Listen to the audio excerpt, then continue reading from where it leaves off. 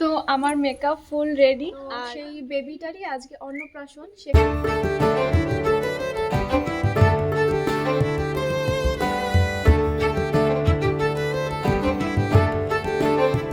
আমি এদিকে রেডি হচ্ছি আর এদিকে আমার বর শুয়ে আছে। একটা জায়গায় যাব, শাড়িটা পরেছি, বললাম একটু কুচিটা ধরে দাও, কোনো হুঁশ নেই। অনেকক্ষণ ডাকার পর উঠলো, বললাম একটু ক্যামেরাটা তো ধরো, কেমন লাগছে একটুখানি ভিডিও করি। ক্যামেরাটা ধরলো, তবে তার কিছুক্ষণ পরই এই অবস্থা। কোন দিকে যে ক্যামেরা আছে সেদিকে ওর কোনো লক্ষ্য নেই, ও ফোনে ভিডিও দেখেই যাচ্ছে। অনেকক্ষণ বিরক্ত হওয়ার পর দেখছিলাম যে কখন ও বুঝতে পারে যে ক্যামেরাটা ঠিক আমার দিকে নেই। তবে দেখলাম বুঝতে পারছে না, লাস্টে আমারই ডাকতে হলো। অবশেষে আমি ফোনটাও নিয়ে নিলাম। শেষ রক্ষা হলো না, ভাবলাম নিজেই ক্যামেরাটা সেট করে নিজেই ভিডিও করে নিই। তো বললামই তো, এক পিন করে শাড়ি পরেছি, বর আমার আঁচল কুচি কিছুই ধরে দেয়নি, সেই কারণে চলুন এবার হালকা করে মেকআপটাও করে নিই, আর কোথায় যাব সেটাও বলবো। তো আমার মেকআপ ফুল রেডি আর ঠিক এইরকম আমাকে লাগছে। নমস্কার, আমি অঞ্জনা। সবাই কেমন আছেন? আশা করি সবাই ভালো আছেন, আর আমিও খুব ভালো আছি। তো আজকে আমি একদম রেডি হয়ে আপনাদের সাথে চলে এসেছি। আর আজকে আমি একটা অন্নপ্রাশন বাড়িতে যাব।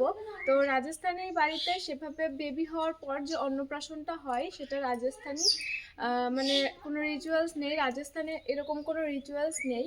তো আমাদের পাশেই একটা পিসি থাকে, অনেক দিন আগে বলেছিলাম, হয়তো মনে আছে।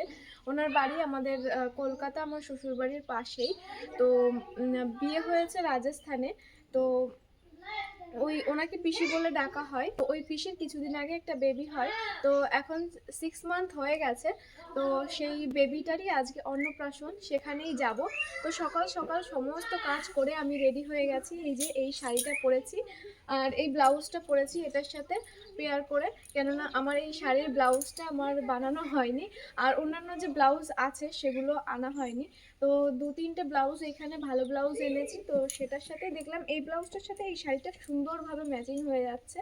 তো ব্লাউজটা দিয়েই পরেছি। আর হ্যাঁ, এই কানেরটা বরকে বলছিলাম, দেখো তো আমার এই ছোট টপ কানেরটা এই শাড়ির সাথে মানাচ্ছে নাকি এই কানেরটা বেশি ভালো লাগছে। তো ও দেখে বললো যে এটাই ভালো লাগছে, তার জন্য আমি আর চেঞ্জ করলাম না। আমার কাছে অনেক কানের আছে, তবে আমারও এটাই ভালো লাগছিল। এই কানেরটা সিম্পলের মধ্যে খুব ভালো লাগে, প্রত্যেকটা ড্রেসের সাথে খুব সুন্দরভাবে যায়। তো শাড়িটার সাথে আমাকে কেমন লাগছে অবশ্যই জানাবেন। আর হালকা একটু মেকআপ করে নিয়েছি, যেরকমভাবে আমি থাকি তো সেরকম, বেশি মেকআপ করিনি যেহেতু পাশেই যাব। তো দেখি এখন বাবুকে ফোন করব, তার আগে গিফট নিতে হবে। বাবু বলেছিল তৈরি হয়ে ফোন করতে, গিফট আনতে যাবে। তো বাবুর কেনা হয়ে গেছে কিনা জানি না, আমাকে নিয়ে যাবে। দেখি ফোন করে দেখবো, বাবু যদি বলে যে না আমার যাওয়া লাগবে না, তাহলে আমি পিসি বাড়িতে চলে যাব, হয়তো হেঁটেই যেতে হবে। না হলে আবার বাবু, মানে দেখি কি হয়, বাইকেও যেতে পারি আবার হেঁটেও যেতে পারি। আর পিসি কাল ফোন করেই বলেছে একটু তাড়াতাড়ি যেতে। তো সে কারণে একটু তাড়াতাড়ি যাওয়ার চেষ্টা করছি, কেননা উনিও একা মানুষ, এমনি আরও দুটো মেয়ে আছে তারাও করে দেবে। তবে বাড়িতে অনুষ্ঠান থাকলে একটুখানি আনন্দ ফুর্তি করে বাড়ির বাচ্চারা, তো ওরাও হয়তো আনন্দেই মেতে থাকবে, তাই আমাকে বললো একটু তাড়াতাড়ি করে আসতে, একটু হাতে হাতে কাজ করতে। আর মেন অফ দ্য পার্ট হচ্ছে, পিসি বলেছে ওই ছোট্ট যে বেবিটা, মানে ও বোন, আসলে ও একটা মেয়ে, তো বোনকে বলেছে ওই ছোট্ট বেবিটাকে সাজাতে। তো অন্নপ্রাশনে যেভাবে সাজায় আমিও একটু সেইভাবে সাজিয়ে দেব। তো সেই জন্য একটু তাড়াতাড়ি করে বেশি যাওয়া। চলুন, আমাকে কেমন লাগছে অবশ্যই কমেন্টে জানাবেন, আর যদি পারেন ভিডিওটা শেয়ার করবেন, আর হ্যাঁ, লাস্ট অবধি দেখবেন, অনেক অনেক ভালোবাসা দেবেন। প্লিজ কমেন্টে জানাবেন আমাকে কেমন লাগছে। আর অবশ্যই পুরো ভিডিওটা দেখবেন। রাজস্থানী বাড়িতে বাঙালি একটা অন্নপ্রাশনের রিচুয়ালস হচ্ছে, সেটা কেমনভাবে হয়, কী কী, সবটাই আপনাদের সঙ্গে দেখাবো। চলুন দেখতে থাকুন ভিডিওটা। পিসি বলেছিল যে চন্দন নিয়ে যেতে, চন্দন তো এই বাড়িতে নেই। তো তিলক ছিল, তিলকটাই নিয়ে নিচ্ছি, এটা দিয়েই ওকে সাজাবো। চলুন তিলকটাও ভরে নিই। এরপর আমরা চলে আসি বাজারে, আমি বাবুর সাথেই আসি। তো বাজার থেকে ওই বোনটার জন্য, মানে যার অন্নপ্রাশন তার জন্য একটা জামা নিয়ে নিলাম। আর সেখান থেকেই ফেরার পথে যখনই বাইকে উঠবো, হঠাৎ করে দেখি এখানে একটা অ্যাক্সিডেন্ট হয়ে গেছে। একটা বানরের জন্য একটা বাইকের সাথে এই বাচ্চাটার অ্যাক্সিডেন্ট হয়। পাশেই একটা ডক্টরের চেম্বার ছিল, সেখানেই ওই বাচ্চাটাকে নিয়ে যাই। আর আমরা চলে আসি সোজা পিসির বাড়িতে। তো আমরা যে নতুন ড্রেসটাই এই বেবিটার জন্য নিয়েছি, তো সেটাই ওকে পরানো হচ্ছিল। আমার যেহেতু অভ্যাস নেই, তাই আমি বললাম পিসি তুমিই পরিয়ে দাও। তো পিসি ড্রেসটা পরিয়ে দিল। আর এটা কিন্তু একটা বেবি গার্ল। তো ওকে কোলে নিয়ে না আমার বেশ ভালো লাগছিল। আমার বেবি খুব পছন্দের, আমি খুব ভালোবাসি বাচ্চাদের। তবে কি আর বলবো? যাই হোক, তো এখন ওকে কোলে নিয়ে একটু বসে থাকবো। আর সত্যি বলতে এই বেবিটার বয়স সবে ৬ মাস হলো। তবে ও এতটা চঞ্চল কি বলবো। আর যাকেই দেখে শুধু তাদের দিকে ড্যাব ড্যাব করে তাকিয়ে থাকে ওর মোটা মোটা চোখ দিয়ে। আর খুবই চঞ্চল, কাঁদে না কখনো। আমি কোলে নিয়ে এখন একটু খেলছি আর ওদিকে পিসি যে চন্দন দিয়ে সাজাবে সেটাই ঠিক করছিল। আসলে পিসি আমাকে বলেছিল চন্দন আনতে, তবে আমাদের বাড়িতে তো চন্দন ছিল না, তিলক ছিল, সেটাই নিয়ে এসেছিলাম। তবে পিসির বাড়িতে নাকি চন্দন আছে বা কোথা থেকে জোগাড় করেছে, তো সেটাই আমাকে দিল, তাই দিয়েই আমি এখন ওকে সাজিয়ে দিচ্ছি। আর আমরা এখন বলাবলি করছিলাম, দেখবে ও কিন্তু বড় হলে সাজুগুজুর ওস্তাদ হবে। মানে আমি ওকে তিলক পরিয়ে দিচ্ছি, ও কখনো একটু নড়াচড়াও করছে না, বিরক্তও হচ্ছে না। এত সুন্দরভাবে আমার দিকে তাকিয়ে আছে। আর শুধু আমার দিকেই তাকাচ্ছে না, এখনই দেখতে পাবেন পাশে একটা মহিলা এসে দাঁড়িয়েছে, ওদেরই পাশের বাড়ির একজন, তার দিকেও কিভাবে তাকালো। আর মাঝে মাঝে মিচকি মিচকি হাসি দিচ্ছে। তো দেখুন আমার এইদিকে সাজানো প্রায় কমপ্লিট। এরই মাঝে ভাবলাম শুধু চন্দন দিয়ে একটু হালকা হালকা লাগছে, একটু রেড কালারের কিছু থাকলে সেটা দিয়ে সাজাবো। তবে আমার কাছে তো কুমকুম নেই, আর আমি কুমকুম আনিও নি, যেহেতু কুমকুম ইউজ করি না। তো পিসির কাছে জিজ্ঞাসা করলাম লাল টাইপের কিছু কি আছে। তো পিসি একটা সিঁদুরের গোলা সিঁদুরের কৌটো দিল, এই যে এটাই। তো এটা দিয়েই বলল সাজিয়ে দে। তো আমি বললাম সিঁদুর দিলে কিছু হবে না তো? তো পিসি বলল না, কি হবে। তাই জিজ্ঞাসা করেই সিঁদুর দিয়েও একটু লাল লাল করে ফোঁটা ফোঁটা মাঝে দিয়ে দেব, যাতে একটু দেখতে ভালো লাগে। আর কানেও এক একটা ডট দিয়ে দিচ্ছিলাম, যাতে মনে হয় যে কানের পড়ে আছে, মানে দেখতে বেশ ভালো লাগবে তাই। যখন আমারও একটা বেবি হবে তাকেও ঠিক আমি এমনভাবেই সাজাবো। আর বেবিদেরকে সাজাতে তো আমার বেশ ভালো লাগে। তো এখানে ওকে যখন রেড কালারের এটা দিয়ে সাজাতে গেছি তখনই ও বিরক্ত শুরু করে দিয়েছে। এতক্ষণ কিন্তু প্রথম থেকে একটুও বিরক্ত করেনি। তবে এই রেড কালারের সিঁদুরটা দিয়ে যখনই সাজাতে গেছি তখনই বিরক্ত শুরু করে দিয়েছে। আর পিসি ওকে অনেকভাবে ঠান্ডা করার চেষ্টা করছে, তবে ও চুপচাপ করে বসার পাত্রই নয়। ও প্রতিজ্ঞা নিয়ে নিয়েছে যে ওর এটা দিয়ে সাজবে না। তারপর অনেক কিছু বলে ওকে ভোলানো হচ্ছিল, আর আমি চেষ্টা করছিলাম যে সাজাবো। আমি ভেবেছিলাম সাজাবো না, তবে পিসি লাস্ট অবধি বলছিল না সাজিয়ে দে, তাহলে দেখতে ভালো লাগবে। তাই অনেক ধরে পড়ে একটু সাজিয়ে দিয়েছি। আর আপনাদের তো ভিডিও শুরুতেই বললাম যে রাজস্থানে কোনো নিয়ম নেই অন্নপ্রাশনের। তবে পিসির বিয়ে হয়েছে রাজস্থানে, তবুও উনি তো বাঙালি, মানে বাঙালি ফ্যামিলির মেয়ে, সেই কারণে পিসির একটু ইচ্ছা ছিল যে ওনার বেবিরও অন্নপ্রাশন হবে বাঙালি মতে। তো সেই কারণে পিসি ঘরোয়াভাবেই অন্নপ্রাশনটা দিচ্ছে। আর ওনার শ্বশুরবাড়ির কয়েকজনকে আর আমরাই এসেছি। তো এইভাবেই ঘরোয়াভাবে অন্নপ্রাশনটা দেওয়া হবে। আর পিসি যে ড্রেসটা পরে আছে এটা একটা রাজস্থানী জাতির একটা পোশাক। এখানে এক এক জাতির মানুষ এক এক রকম পোশাক পরে। এদিকে বাচ্চাটা কিন্তু বিরক্ত হয়ে গেছে আর আমার সাজানোও কমপ্লিট।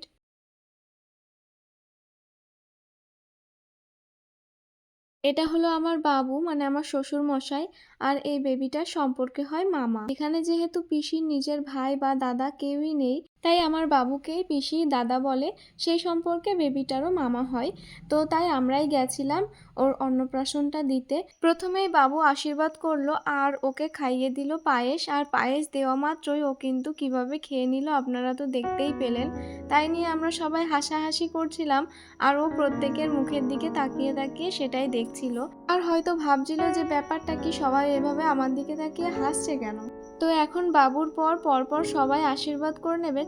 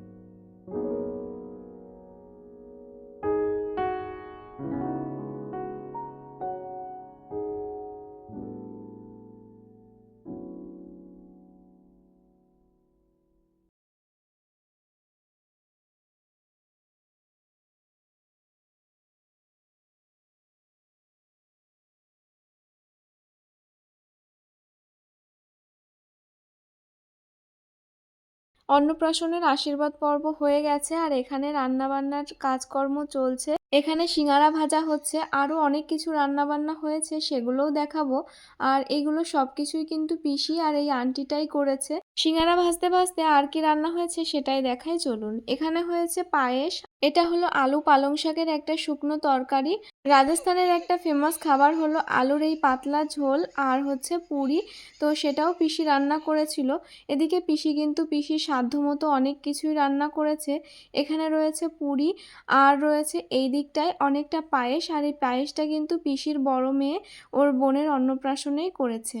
আর এই দিকটায় রয়েছে অনেকগুলো কাঁচা সিঙ্গারা যেগুলো ভাজতে হবে, অনেকগুলো পুরিও ভাজতে হবে, তবে সেগুলো যখন যে আসবে তখন গরম গরম ভেজে দেওয়া হবে। তো এখানে সবার থালা রেডি করছিল পিসি। আর চলুন, যার অন্নপ্রাশন সে কি করছে, এই তো এইখানে ফিডারে দুধ খাচ্ছে। তো ও খুব বিরক্ত হয়ে গেছে, তাই এখন শান্তভাবে দুধ খাচ্ছে। এদিকে আমাদের সিঙ্গারাও কিন্তু প্রায় ভাজা কমপ্লিট, এই যে ঠিক এইরকম একটা কালার এসেছে আর শেপটাও ঠিক এরকম হয়েছে। খেতে কিন্তু দারুণ টেস্টি হয়েছে। চলুন এখন আমিও খেয়ে নেব। আর এই হলো আমার থালা।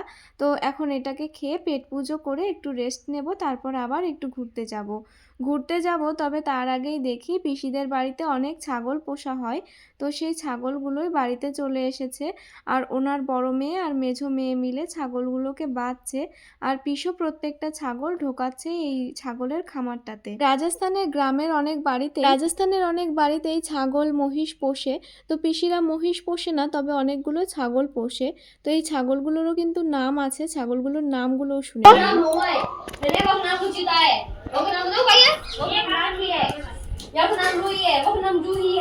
ওরে বাস।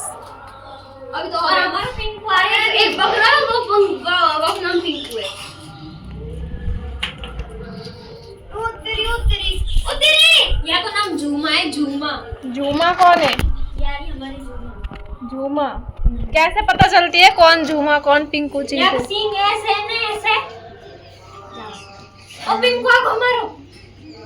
পিঙ্কু আগো পিঙ্কু, আয় পিঙ্কু।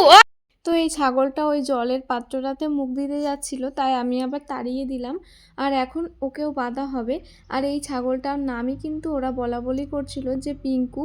তো আমি ওদের জিজ্ঞাসা করলাম যে এই ছাগলটাই সব থেকে হাইটে বড় কেন আর মোটা গোটা কেন? তো ওরা বলল এটা ছেলে ছাগল, সেই কারণেই নাকি এত মোটা। তো তখন বললাম না আমরা একটা জায়গায় ঘুরতে যাব। তো এই যে চলে এসেছি, এটা হলো পিসিদের বাড়ির একদম ঠিক পেছনে এই মন্দিরটা। পিসি এই মন্দিরের দেখাশোনা করে। তো এটা হলো মা শীতলার মন্দির, রাজস্থানে এনার পুজো হয়। তো ঠিক ভালোভাবে শেপটা না বুঝতে পারলেও এটা কিন্তু অনেক বছর আগের পুরনো একটা মন্দির। তো এখানে অনেক মানুষ পুজো দিতে আসে শীতলা পুজোর সময় এবং অন্যান্য সময়েও আসে। তো পিসি এটা দেখাশোনা করে, এমনকি আমরা যেখানে থাকি সেখান থেকেও কিন্তু এই মন্দিরেই পুজো দিতে আসে গ্রামের লোকজন। নাকি খুব জাগ্রত একটা মন্দির, আর এই শিলাগুলোকে দেখেই বুঝতে পারছেন ঠিক কতটা পুরনো, কত বছর আগের একটা মন্দির। চলুন এখন ইনস্টাগ্রামের কিছু ভিডিও করব, তারপর পিসিদের বাড়িতে যাব। আর এখন কিন্তু রাত হয়ে গেছে, রাতের খাওয়া দাওয়ার প্রস্তুতি চলছে। তারই মধ্যে এই কলটা বসিয়ে পিসির মেজো মেয়ে এই ইঁদুরটাকে ধরেছে। তো খুব তাড়াতাড়ি আধা ঘন্টার মধ্যে ইঁদুরটা আটকে পড়েছে কলের মধ্যে। এই জন্যই হয়তো বলে অতিরিক্ত লোভ কখনোই ভালো না, সেটা মৃত্যুর দিকেই এগোয়। ইঁদুরটা পুরি খাওয়ার লোভে ঢুকেছিল, তবে পুরি তো লাস্ট অবধি খেতেই পারলো না, লাস্ট অবধি এই দশা হলো ওর। চলুন তবে আজকের মতো ভিডিওটা এই অবধি, দেখা হবে পরের একটা ভিডিওতে। ততক্ষণ অবধি সবাই ভালো থাকবেন।